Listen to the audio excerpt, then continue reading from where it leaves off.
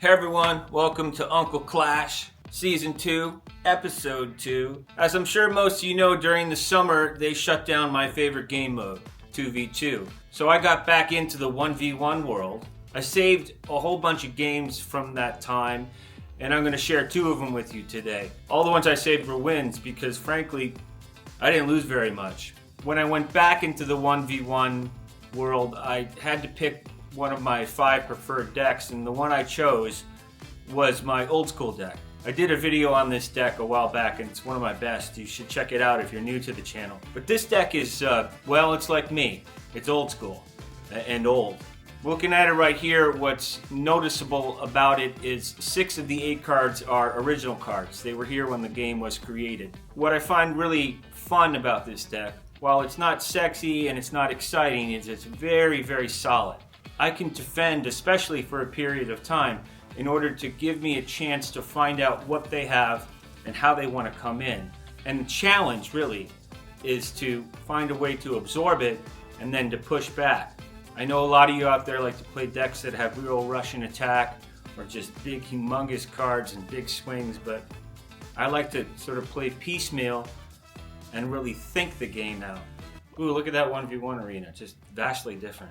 One of the things I usually like to lead with, especially if it cycles around, is the Knight. Tremendous value for 3 elixir, never a bad play. And behind it comes the Firecracker. Now, I throw the arrows at that. That's just what I do. It's my instinct. And what happens here is unfortunate, because I kind of dropped the Giant a little prematurely, and I pay for it. What I find out is they have an Inferno Tower. I got beat there, but that's okay, because I got information. And once they eat that up, they gobble it back with a Hog Rider, but I got those guards in there to mitigate the damage, so not too bad. I'm behind, but okay. Now I know they have an Inferno Tower. My job is to continue to play, continue to defend, and find a way through that Inferno Tower, or wait for them to make a mistake with it. And I once again play my Knight, then they make a mistake. They put down poison. They just had to play it. It was silly. That's a waste. It's a waste of 4, and because they did that, I decided to be aggressive again. And they tried with the Firecracker to use it defensively, and it doesn't work. In a fit of desperation, they put down the Inferno Tower, but the Giant's right on top of it. They had better choices there, and they blew that. So because I was patient and maybe a little aggressive, I forced a bad position on them, and now they've really dug themselves a grave. Now that I think about it, there's not much more to watch here, because given the fact that I know they have a Hog Rider, and yes, indeed, they have a Mega Knight too, which I haven't seen yet, I can pretty much play conservatively and defend, and continue to cycle up and offer enough of a problem for them that they can't concentrate, because what they want me to do is go at them and run right into their Inferno Tower, but been there, done that, right? And so, that Knight you saw on the left, it gets to the tower. Not huge damage, but not a little damage either. Then I finally get to see the Mega Knight, which they push in because they realize they screwed up. And then they also push in on the right with the Knight.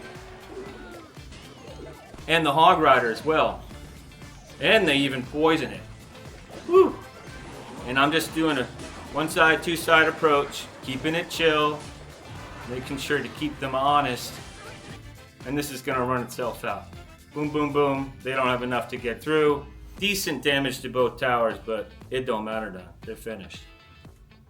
All right, second game. What's going on? What's going on? What's going on? Ooh, we're kind of running our clocks like you used to do in chess. Now they play the Firecracker, and once again, I'm just going to take that thing out because it's in back. I don't want it. And I'm going to put the Mega Minion on top. Now, that seems kind of silly. Well, I didn't really have anything to stop it. Yeah, it's going to do some damage to my tower, but that's not that big a deal because I'm able to progress on the right while they're getting my tower.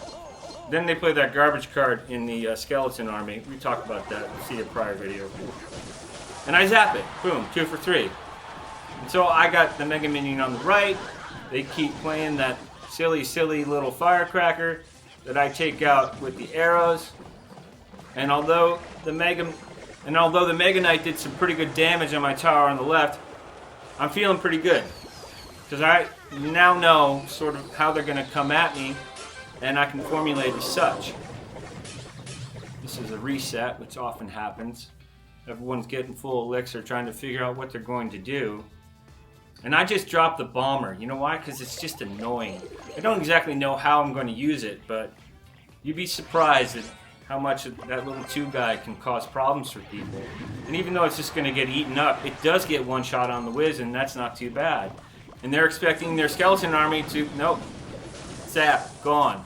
Now, which is interesting here is I get to see the minion horde. So I'm able to arrow that minion horde. Once that happens, 5 for 3, it's kind of game over. Because, I don't like playing conservatively at this point, but the game is more or less won as long as I don't do anything foolish. I want to go in and get 3 towers, but not in spite of winning the game.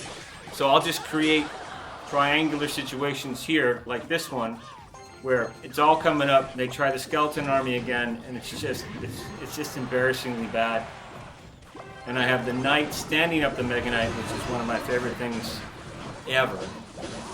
And the Mega Minion on top just crushing that thing. And there's nowhere for them to go. I have enough in reserve. The time's running down, and I'm going to be able to get it. I think some of the other games that I could highlight, which I'll do down the road in 1v1, were a bit tighter than this. But one thing that's really cool about this deck is it moves at a very steady pace. Not a slow one, not a fast one, but steady. And so it keeps coming at you. And if I place things properly, I can maintain a degree of pressure that some people don't quite know what to do with when it's coming in on either side. They might panic like they did with that Inferno Tower. Once you put yourself out of position, once I perhaps force you to make a play you don't want to, I got you. All right, everybody, that's it for today. I hope you have an awesome weekend. I'll try to get some more Clash videos next week, but we have a lot of new subscribers, so Uncle Clash says, what's up out there? Welcome, welcome. And I appreciate the comments and the questions, and I'll see you next time.